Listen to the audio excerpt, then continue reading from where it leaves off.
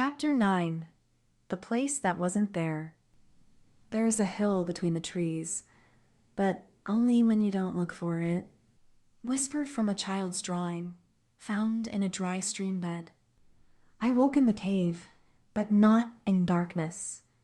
A soft light pulsed near the wall, not fire, not glow. Memory, again. The kind of glow that doesn't come from anything visible, just warmth remembered by stone. The stone had settled beside me in sleep, or perhaps I had curled toward it. I rose and found that the air inside the cave didn't feel like it should. It wasn't heavy. It wasn't cold. It was hollow-stretched, like breath drawn in but not yet let go. I moved carefully toward the narrow passage ahead. The walls seemed closer now, not smaller, just more aware of me. When I reached the mouth, the world outside looked unchanged. Fog clung to the trees. The mast stood distant, but something was missing. The ridge. It wasn't there. I stepped outside, counted the trees, touched the moss, walked to the edge where the hill should slope. Nothing. Only more fog. I returned to the mast. The roots greeted me with a curl, subtle but visible. What changed? I asked aloud. The stone pulsed. But the air didn't answer. The path I had used to reach the cave no longer existed. Or rather, it had never been there. The trees were unbroken, the ferns untouched. My steps, my voice, my breath had never passed through this way. But I had... Something moved in the fog. Not fast, not threatening, just near. A branch? A vine? A voice? Come back when you forget, it said. A whisper. Not cruel, not mocking. I turned toward it, and it vanished. I walked forward, slowly. Not to chase, but to follow. The trees shifted. The fog thickened again, but not like before. It didn't press. It parted just barely, like fingers brushing aside a curtain. Then I saw the hill. I had never seen it before, but I knew it. A sloping rise, moss-covered. A tree at its peak old, split at the trunk, blackened at one side. And at its base, a pool. I approached. The pool wasn't water. Or not only water. It shimmered like oil. Reflected too many things, a branch not present, a face not mine, a sky I hadn't seen. I leaned over it and saw the cave. Behind me, still there. But when I turned, the cave was gone. You walked forward too long, said a voice behind me. I spun. A figure stood under the split tree. Not a person. Not a person. Not a shape. A shadow with hands and eyes like stones dropped in a fire. You are not meant to stay here.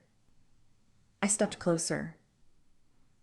Then what is this place? It said nothing, but the pool shimmered again. I saw my hands, older. I saw the stone, cracked. I saw the mast buried. I closed my eyes and stepped back. When I opened them, the hill was gone. I stood in the same place, but the tree was whole, the fog clear, the cave behind me. I looked to the stone. It was warm again. Whatever that place had been, I had not entered it. Not fully. Only enough to remember it. Only enough to fear that I would return. I turned back to the cave. Its mouth was darker now, its breath colder. I stepped inside, and it closed behind me. But even inside, I could feel the hill behind my back. Not as a place, but as an idea that waited. The cave should have been familiar now, stone, moss, silence. But it shifted, each corner darker than the last. The air changed depth. My footfalls echoed as if the stone was remembering every step. I walked slowly, letting the stone roll ahead of me. It pulsed less now, not because it was dimming, but because it was watching, listening. Something whispered behind the walls. A memory I hadn't made. A name I hadn't made. A name I hadn't spoken. What was your name before this? The voice came from the wall itself. I froze. You were not always this. I touched the stone. It grew hot. Names are doors. Open yours. I said nothing, but the wall cracked. Just slightly. Through it, light poured, not golden, not blue. Just color that forgot how to be color. Inside the fracture. A corridor. I entered. It was narrow, filled with carvings none I recognized. Circles and lines that overlapped.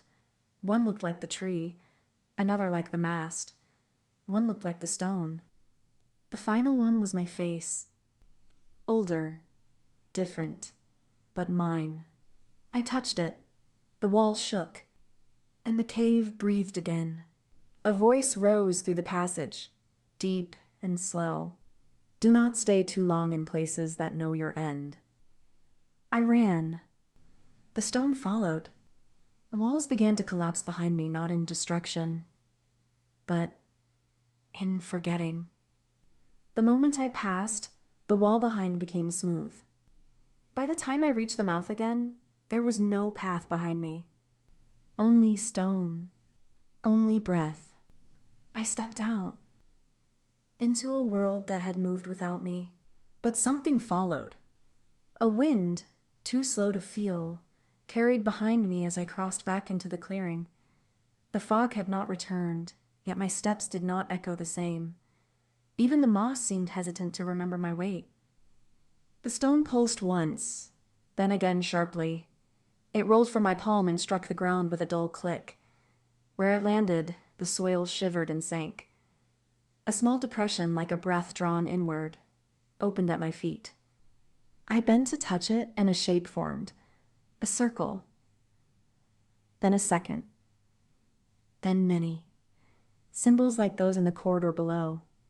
And then a voice. You are not alone. It came from beneath. Not the ground. The silence beneath sound. A shadow emerged from the center of the design. Slow. Thin. Not a beast. Not a human. A column of loose stone held together by memory alone. No face, but pressure. No arms, but presence. The earth folded where it walked. Not crushed. Willingly. The moss shifted as if offering itself. I backed away. You carry an old name, the voice said. One we buried in salt and let sleep. The stone on the ground burned red, briefly, then cooled. What do you want from me? I asked. The being didn't answer. It turned and began to walk. Not toward me, but toward the edge of the woods where the hill had once been. I followed. Each step it took carved faint marks into the dirt. I looked down, they weren't new. They matched the ones from the corridor below. It was not creating, it was remembering. It stopped at the base of what now looked like just another patch of trees. No slope, no peak, no pool. But I saw the tree, still split, still blackened. You saw a reflection, the being said. Not a... But I was there. Then remember it. That is the only way to leave it behind. I closed my eyes. Images surged, not dreams. Impressions. The smell of burned bark. The cold of water that wasn't wet. A whisper that was shaped like my name but didn't belong to my mouth. When I opened my eyes, the being was gone. Only the stone remained. It pulsed again once, softly. I picked it up. I didn't speak. Instead, I turned to the mast. It had not moved, but something in its shape felt different. I sat beside it, and this time it hummed before I touched it. The sound rose through my spine, familiar, deep. And then a memory not my own bloomed in the air around me. A fire, not large, just enough to keep a child warm. A mother's voice. If the fog laughs, don't answer. A tree, newly cut, not yet fallen. The red string in her hand. The mast groaned. I whispered, "Is this your memory or mine?" No answer. Only silence. A silence that wrapped itself around my breath. And in that stillness, I felt it. The world that wasn't there. Waiting again, just beyond the fog.